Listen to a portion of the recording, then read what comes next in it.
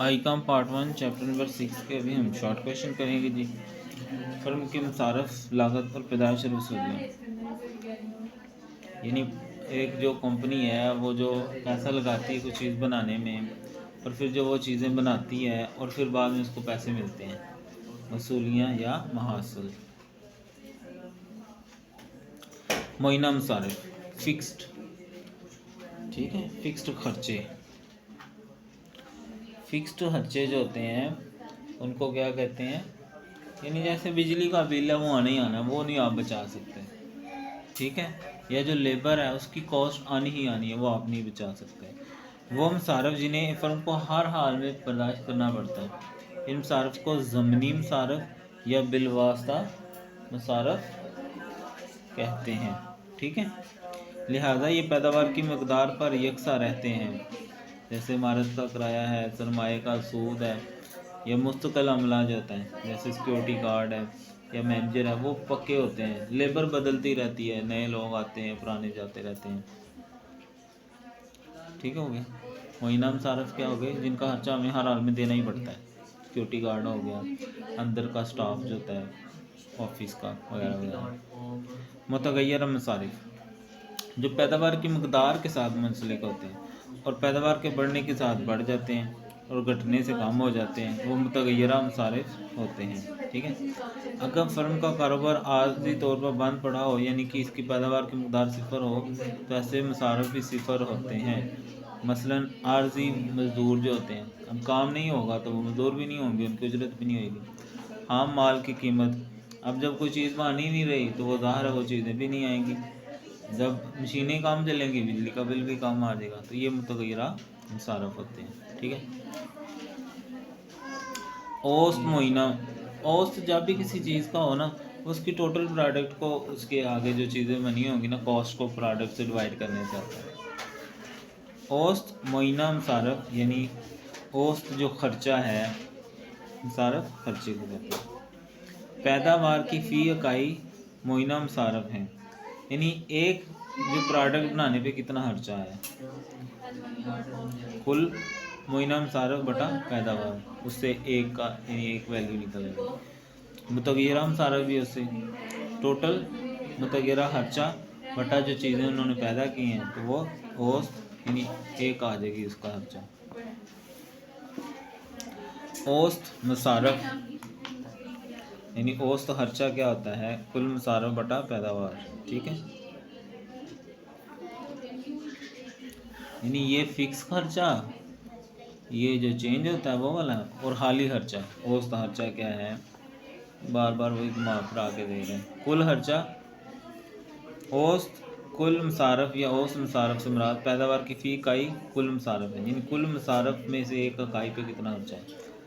और फार्मूला क्या है, कुल मुसारफ बटा पैदावार, यानी कि बस इसमें से महीना और मुतगय्यरा निकालो तो वही वाला फार्मूला, ठीक है।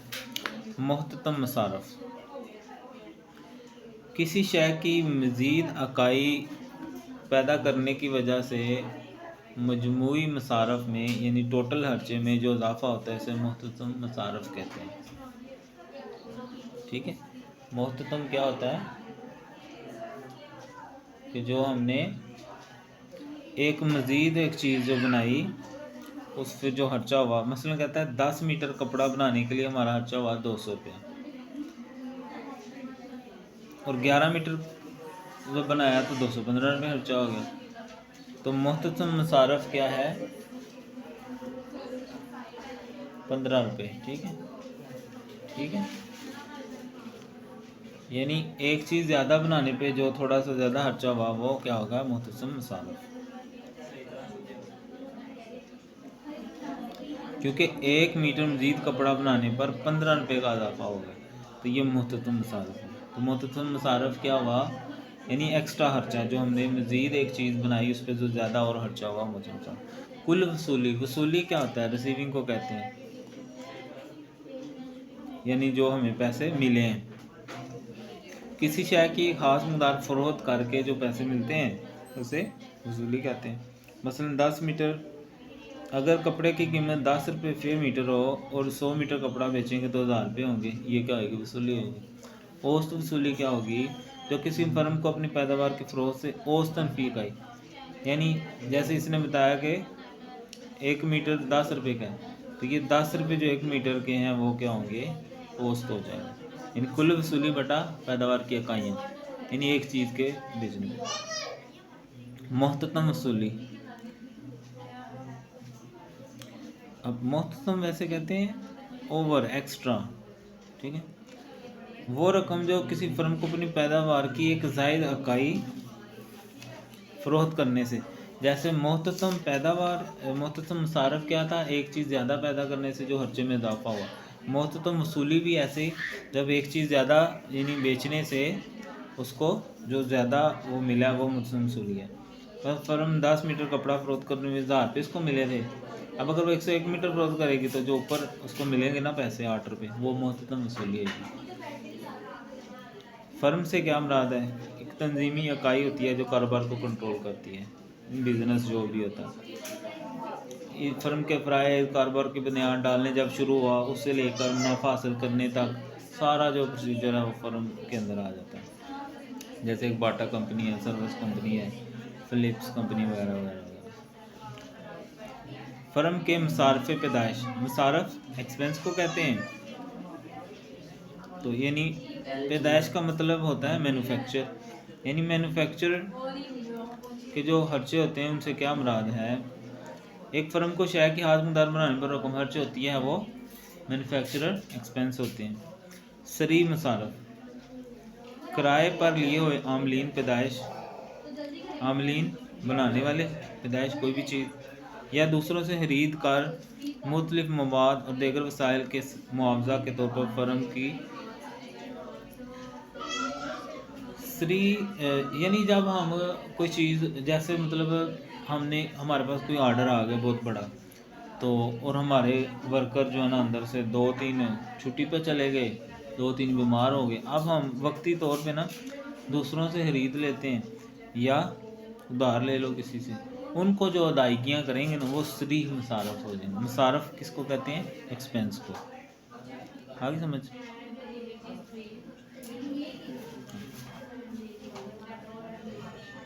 लाहौर में कुछ शादी थी बहुत बड़ी, तो हमारे एक रिलेटिव थे, वो ना ये टिक्के कबाब का काम करते थे, तो उनको भी ले गए साथ।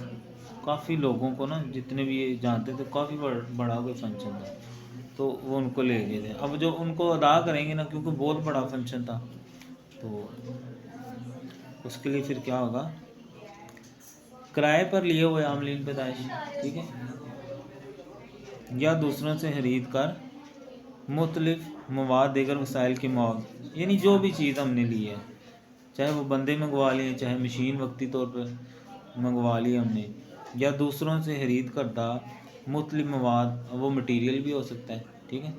जैसे मैं एक दिन शॉप से ना वो खीरे लेने लगा, तो उसके पास शॉपर नहीं थे, तो साथ वाली दुकान से उसने ले लिए, उसने गिन के दिए कि कितने एक वापस करने, और दीगर वसाइल और भी कोई भी चीज़, लेकिन ये मुआवजे के तौर पर, और फिर उसको अदा करेंगे उसी। इसमें मज़दूरों की उजरत, यानी एक्स्ट्रा मज़दूर आपने लगा लिए, सरमाए का सूद, आपने पैसा लिया उस पर अब आपको सूद देना पड़ रहा है, अमारत वक्ती तौर पे आपने हायर कर ली, हाँ माल, ईंधन, ये यानी जो भी एक्स्ट्रा चीज़ आएगी ना वो सरीह मुसारफ में आ जाएगी।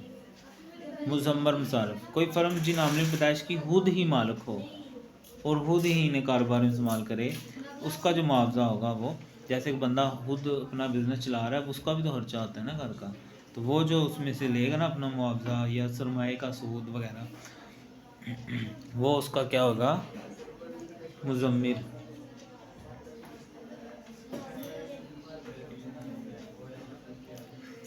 यानी ओनर जो लेता है ना, एक्सपेंस लगाता है, वो उसके हो जाएंगे। मुतबादल मसारफ, मुतबादल मसारफ से मुराद ज़र कहते हैं मनी को, मनी पैसा, पैसे की सूरत में वो रकूम ली जाती हैं जो किसी अमली पैदाइश को मुतबादल इस्तेमाल से हटाकर मखसूस इस्तेमाल की रागत करने के लिए अदा करनी ज़रूरी हो, ठीक है। मिसाल के तौर पर मैं मिसाल देता हूँ कि ओवर टाइम जैसे होता है। अब एक बंदे को छुट्टी हो गई है, लेकिन आप उसको कह रहे हैं यार दूसरा बंदा नहीं आया तो वो लगा लो। अब हमें क्या, उस आमिल पैदाइश को, यानी वो छुट्टी थी ना, उसको हटा के उधर ही ला दिया। या मतलब एक बंदा है, फोरमैन है, अब उसका काम निगरानी करना है, काम करना नहीं। अब उसका काम और है, लेकिन हाँ मज़दूर नहीं आया या कोई और कारीगर नहीं आया, तो अब उसका काम तो कुछ और था ना, हमने उसको कहाँ लगा दिया, हमने कहा चलो तुम काम करो आज। अब उसको जो हम देंगे ना पैसे राग़िब करने के लिए, यानी उनको भी तो तुम पैसे मिलेंगे काम का, राग़िब करने के लिए जो देंगे ना, वो क्या होंगे, मुतबादल मसारफ। औसत मसारफ और मुख्ततम मसारफ, इसमें क्या फ़र्क है, ठीक है। ये आ गया हमारा औसत और ये आ गया मुख्ततम। मुख्ततम क्या था, एक्स्ट्रा, और औसत क्या था, यानी फ़ी पैदावार के एक यूनिट की जो इकाई थी। औसत मसारफ, जब औसत मसारफ गिर रहे होते हैं तो मुख्तसर मसारफ औसत मसारफ से कम होते हैं। अब वो पिछले दोनों डेफिनेशन भी इसमें लिख सकते हैं, ठीक है। औसत को हम एवरेज भी कहते हैं और इसको मार्जिनल भी कहते हैं। एवरेज कॉस्ट और मार्जिनल कॉस्ट, ठीक है। ए से मुराद एवरेज कॉस्ट और ये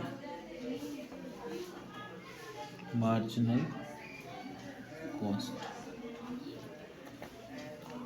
जब एवरेज खर्चा कम हो रहा हो तो मुख्ततम खर्चा जो है, खर्चे से ज़रा जल्दी समझ आ जाती है, इसको खर्चे बढ़ते हैं। औसत मसारफ यानी औसत खर्चे से कम होते हैं, ठीक। यानी एवरेज जब कम हो तो मार्जिनल उससे कम हो जाता है। जब औसत मसारिफ कम से कम हो तो मुख्तसर मसारफ और मसारफ के बराबर हो जाते हैं। जब ये मिनिमम हो जाएगा, कम से कम, तो ये बराबर हो जाएंगे दोनों। जब औसत मसारफ बढ़ेगा तो वो उससे ज़्यादा बढ़ेगा, ठीक है। जब ये कम होगा तो वो भी कम, ये फुल कम होगा तो ये बराबर हो जाएंगे, और जब ये ज़्यादा होगा तो उससे भी ज़्यादा हो जाएगा। ये इसका ग्राफ है, ठीक है। इधर इकाइयाँ, ये मुसारफ, ये आ गया एवरेज, ये एवरेज का आ गया, और ये मार्जिन का, ये ऐसे बना देना है। अरसा कलील, अरसा कलील से मुराद वो वक्त लिया जाता है जिसमें फर्म अपनी जिसामत को तब्दील नहीं कर सकती, यानी थोड़ा, वैसे भी कलील थोड़े को कहते हैं। यानी इस अरसे में कारखाने का साइज, नस्बशुदा मशीनों की तादाद में कोई तब्दीली नहीं की वो, यानी, और इसकी पैदावारी सलाहियत मोइना पता है ना, फिक्स्ड होती है। अरसा तवील यानी वो वक्त जिसमें कंपनी अपना बिज़नेस बढ़ा सकती है और अपनी मोइना यानी जो फिक्स हैं उनमें भी इन मशीनरी में तब्दीली कर सकती है। जैसे ये यहाँ पर मास्टर बॉल पॉइंट है, जब ये बनी थी तो फ्रंट पे सिर्फ इमारत थी, फिर कुछ सालों में इन्होंने थोड़ा पीछे और बढ़ा लिया, वहाँ प्लास्टिक फिल्म्स और पता नहीं अब और पीछे ले गए, ठीक है। यानी अब ये क्या हो जाएगा, तवील अरसा होगा कि काफ़ी अरसे में ये इतनी तब्दीली आई है। मुकम्मल मुकाबला और हालस मुकाबला। हालस मुकाबला, अगर किसी मंडी में ये शर्तें हो तो वो हालस होगा। ख़रीदारों और फ़रोख्त की कसीर तादाद हो और कोई भी इनफरादी अमल से कीमत को मुतासर ना कर सके। फ़रोख्त की जाने वाली एक जैसी चीज़ें हों, ये ना हो घटिया चीज़ें ना हो, ये होता है हालस मुकाबला। और मुकम्मल मुकाबला क्या है, मंडी में फर्मों का दाखिल हराज आज़ादाना हो, यानी कोई पाबंदी ना हो कि यह बंदा नहीं आ सकता या ये नहीं आ सकता, और वो बेचने और खरीदने वाले उसके हालात से वाकिफ़ हों कि सुबह टाइम रश होता है या किस टाइम, या क्या हिसाब किताब है, किस टाइम मंडी खुलती है, बंद किस टाइम होती है। आमलीन पैदाइश मुकम्मल तौर पर नकल पजीर हों, यानी वो चीज़ जिससे बनाते हैं वो आराम से एक जगह से दूसरी जगह ली जा सके, ये मुकम्मल मुकाबला है। मुकम्मल मुकाबला के तहत औसत वसूली और मुख्ततम वसूली, औसत एवरेज और मुख्ततम जो ऊपर मार्जिनल एक्स्ट्रा होती है, खतूत खींचिए, तो ये इसके खतूत हैं। औसत के ऊपर एवरेज रेवेन्यू और मार्जिनल रेवेन्यू बराबर होते हैं। पी से मुराद यानी प्राइस है, ए आर एवरेज रेवेन्यू, और एम आर से मुराद नल रेवेन्यू, ये इसका जो है ना वो हाथ है, ठीक है। इजारादारी के तहत, इजारादारी क्या होती है जी, जब एक बंदे के पास सारी चीज़ें मौजूद हों और किसी के पास ना हो, वो अपनी मर्ज़ी की कीमत लगाता है, तो ये होता है फिर मार्जिनल का और ये है इसका, ठीक है।